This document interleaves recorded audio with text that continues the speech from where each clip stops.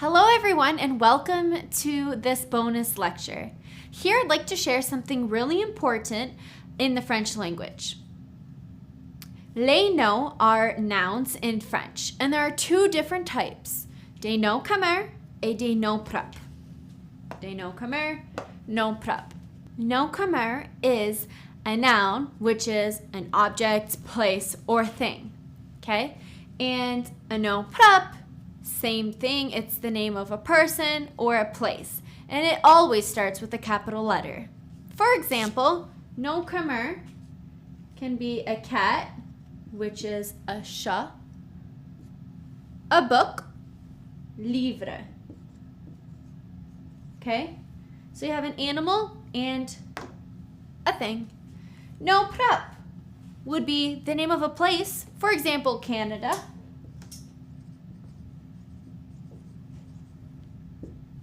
Name of a person, Mitchell. Again, you could do the name of a street, a holiday, and so on. Now, the trick is this will always start with a capital letter, whereas nom commun does not. Okay, moving on, all the noms have un genre and un nombre. The genre is, I guess, like the sex of the word. It's either masculin or féminin. Okay, masculin or féminin. And le nombre is the quantity. So it's either singulier or pluriel. Okay?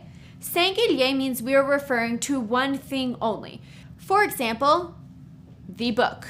Okay? Le livre. We are just talking about one book. Or if we are referring to two or more books, we would say the books, les livres, okay? So that's the difference between singulier and pluriel. Now, chat, that's a nom masculin singulier. Masculin singulier. So the small word before the noun, we call a déterminant, which would be either le or un.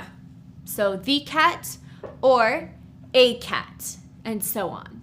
Okay, so I would just like you to keep that in mind because that is something that you will continue to see and continue to learn as you are communicating, learning, and advancing in learning French.